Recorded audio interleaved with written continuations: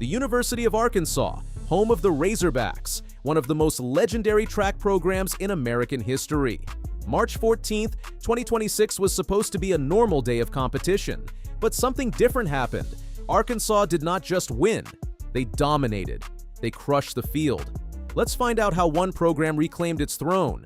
Arkansas Track and Field is not just another college program, it is royalty. The Razorbacks have won a record 21 men's team titles in NCAA indoor history. No other program has accomplished this.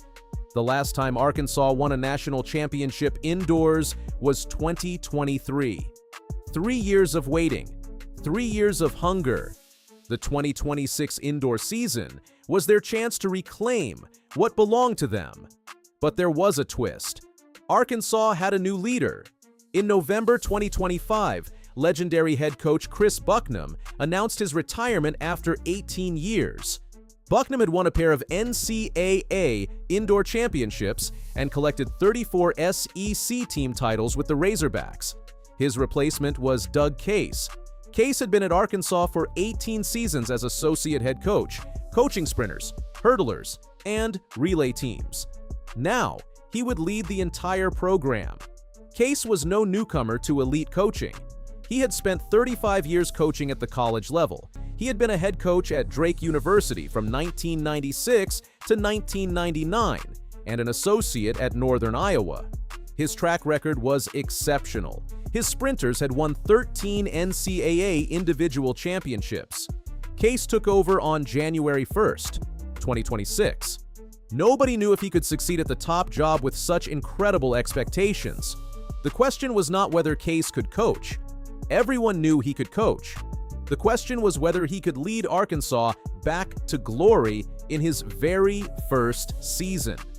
The 2026 indoor season gave Arkansas chances to prove itself. Case built a team full of talent and depth.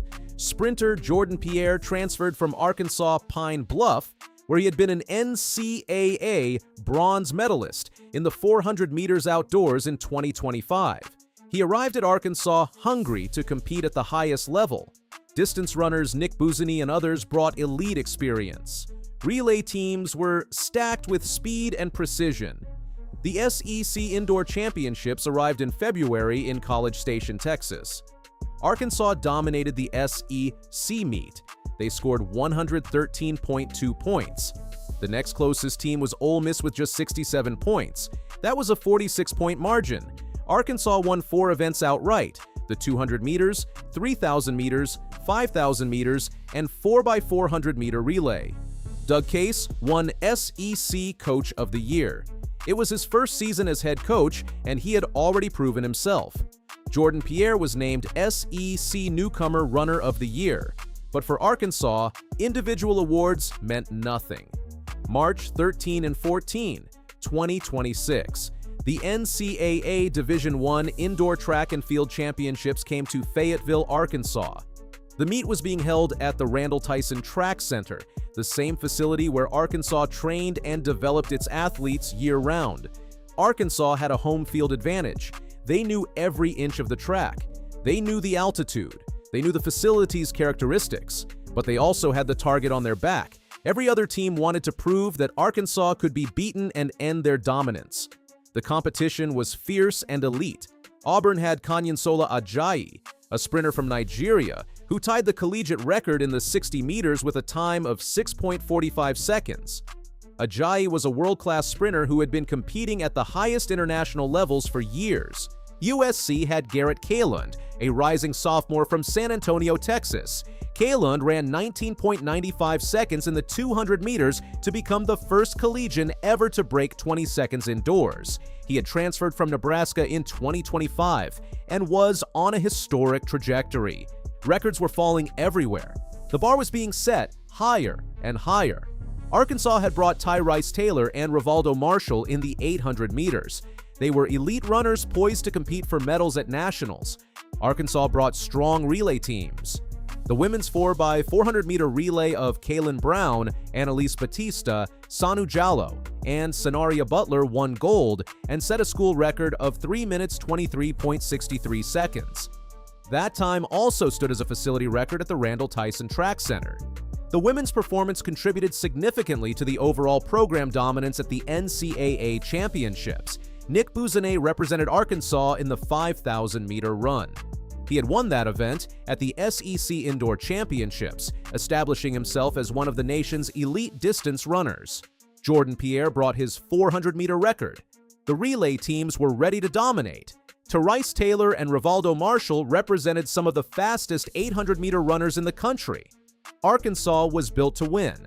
Arkansas answered every challenge. Event after event, they scored points. They had consistency. They had depth. They placed athletes in the medals across multiple events, and that was exactly their strategy and their strength. In the 800 meters, Tyrice Taylor and Rivaldo Marshall went 1-2, with Taylor running 1 minute 46.00 and Marshall running 1 minute 46.12, sweeping the event and securing crucial points. On Saturday, March 14th, Arkansas clinched the team title before the men's 3,000-meter final even began. With 2 events remaining, Arkansas had already secured the championship. The mathematics had already decided it.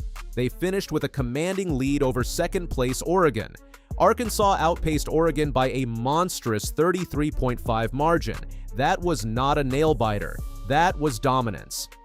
For Doug Case, this was his first title as head coach. He had taken over a legendary program with incredible expectations and pressure.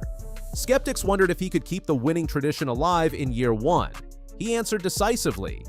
Case had led Arkansas to the national championship in his first season, proving he belonged at the helm of one of college sports' greatest programs. Arkansas track and field had returned. The drought was over. This victory marked their record 22nd NCAA men's indoor team title, cementing their legacy as the most dominant indoor program in history. This was more than just a championship trophy. This was Doug Case boldly telling the nation that Arkansas was not going anywhere. This was confirmation the legend would continue. Case had inherited a program with incredible tradition, but no recent titles. He had replaced Chris Bucknam, one of the greatest coaches in college track history.